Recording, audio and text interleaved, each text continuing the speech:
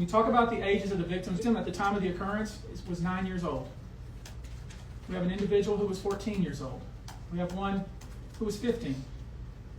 25 of the 120 individuals who are plaintiffs in these cases were minors at the time of the acts complained of.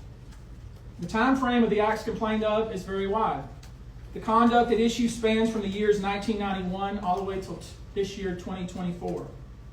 If you wonder why there are so many alleged victims, that's your answer. We're talking about more than 25 years of this type of conduct. Now, although most of the victims who have stepped forward were victimized after 2015, this has been going on for a very long time.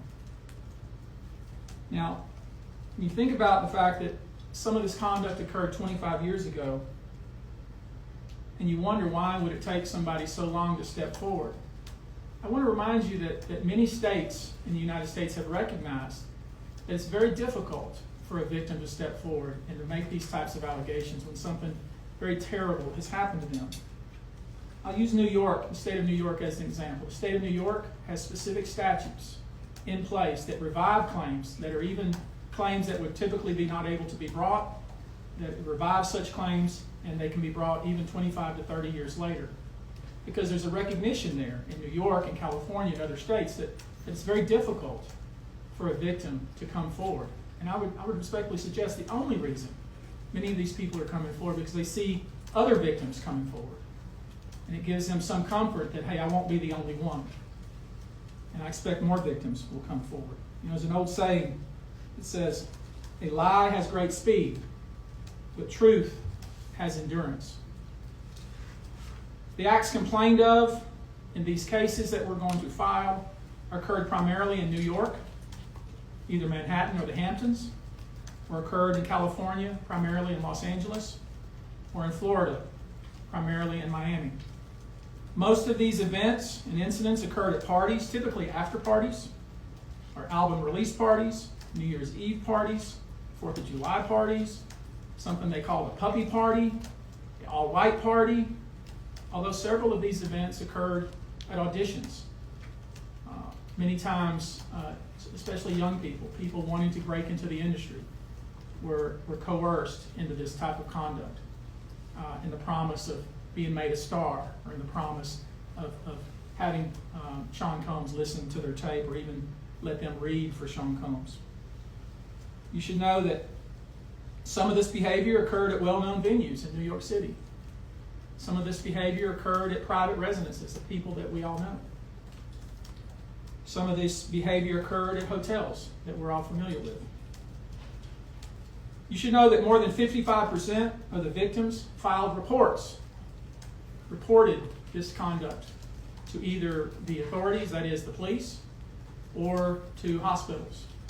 We're in the process of collecting with our team assistants medical records, reports that were made to the authorities, and I've already said that some of the individuals in this group did in fact talk to the FBI.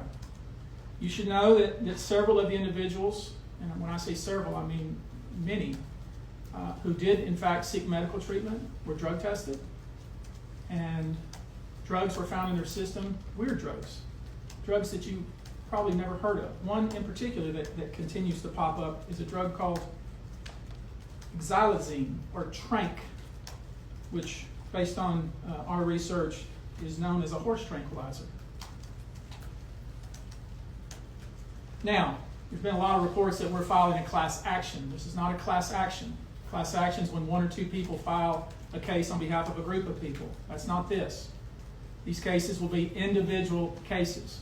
Each case will live and die on its own merit. These cases will be filed individually, one plaintiff against whoever the defendants were involved in the case. Each case may be filed in one venue like California, another case may be filed in New York.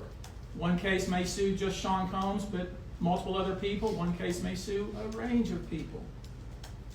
I would expect most, though, to be filed, as I said, in New York and Los Angeles. Now, I know this. Many of you came here thinking or hoping, or perhaps believing, that I may start naming names. That day will come, but it won't be today. The day will come when we will name names other than Sean Combs, and there's a lot of names. It's a long list already. And of course, I already know who some of these individuals are, but because of the nature of this case, we're going to make damn sure that we're right before we do that. But the names that we're going to name, assuming that our investigators confirm and corroborate what we've been told, are names that will shock you. These are individual cases. There are indeed other perpetrators involved. They will be revealed when that particular individual case is ready to be filed. They already know who they are. And I'm talking here about not just the cowardly but complicit bystanders. That is, those people that we know watched this behavior occur and did nothing. And I'm talking about the people that participated, encouraged it, egged it on. They know who they are. I call them the facilitators of foul play, willing participants in vile conduct. As we identify them, each will be part of this case as defendants. These defendants will not only include individuals, but will also include corporate entities who ultimately profited off of this culture and behavior. I'm looking at banks, pharmaceutical companies, hotels. We know that many of these individuals were paid cash. We know that many of these individuals involved, whether they were the ones being assaulted and abused or they're witnessing other people being assaulted and abused and then paid and threatened and told to leave. Typically paid 10 grand in cash and told to leave. And then threatened as they were leaving. So in addition to Sean Combs, you should know the defendants in these cases we're going to file will include anyone, of course, who engaged in the assault or exploitation, anyone who participated in such in any way, anyone who encouraged or facilitated this conduct, anyone who was in the room and watched it happen but made no effort to stop it, any venue or venue owner who was aware of what was going on but failed to stop it, any individual or entity who knew about the conduct and benefited from it but did nothing to report it or stop it, and any individual or entity who covered it up or helped cover it up. These people who know who they are should just come forward now. I would imagine, as we speak here, there are a myriad of people who are very nervous. You can't hide skeletons in the closet forever. I would expect there are many people out there right now who are desperately searching their memories as they delete their texts and data. Now, although these are, in fact, individual cases, there is a common theme, an MO, if you will.